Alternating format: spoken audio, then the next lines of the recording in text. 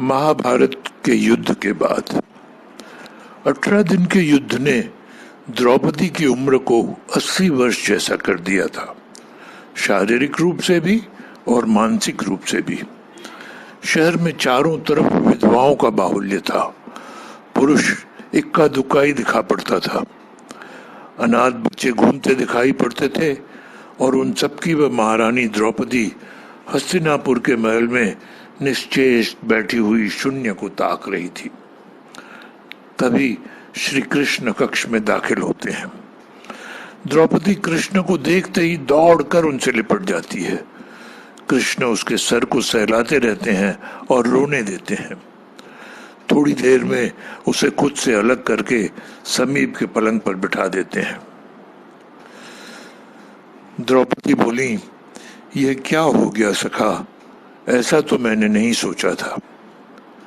तब कृष्ण बोले, नियति बहुत क्रूर होती है पांचाली, यह हमारे सोचने के अनुरूप नहीं चलती, हमारे कर्मों को परिणामों में बदल देती है।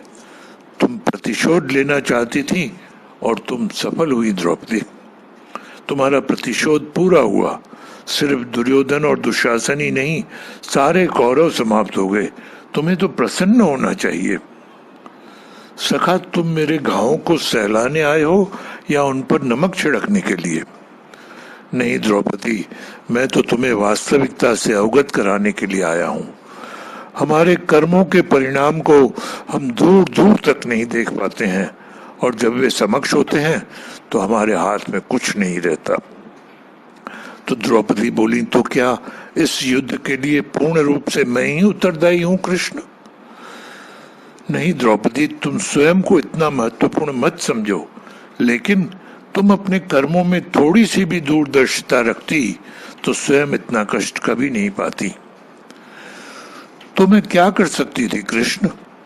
कृष्ण बोले, जब तुम्हारा स्वयंवर हुआ तब तुम कर्ण को अपमानित नहीं करती और उसे प्रतियोगिता में भाग लेने का एक अवसर देती तो शायद परिणाम कुछ और होते। इसके बाद जब कुंती ने तुम्हें 5 पतियों की पत्नी बनने का आदेश दिया तब तुम उसे स्वीकार नहीं करती तो भी परिणाम कुछ और होते। और उसके बाद तुमने अपने महल में दुर्योधन को अपमानित किया, वह भी नहीं करती तो तुम्हारा चीर हरण नहीं होता, तब भी शायद परिस्थितियां कुछ और होती। हमारे शब्द भी हमारे कर्म होते हैं द्रौपदी, और हमें अपने हर शब्द को बोलने से पहले तोलना बहुत जरूरी होता है, अन्यथा उसके दुष्परिणाम स्वयं को ही नहीं अपने पूरे परिवेश को दुखी करते रहते हैं। संसार में केवल मनुष्य ही एकमात्र ऐसा प्राणी है जिसका जहर उसके दांतों में नहीं शब्दों में है। इसीलिए शब्दों का प्रयोग सोच समझकर करिए। ऐसे शब्दों का प्रयोग करिए जिससे किसी की भावना को ठेस नहीं पहुंचे। इस सत्य को जीवन में अपनाएं और जीवन चरितार्थ करें। जय सिया राम।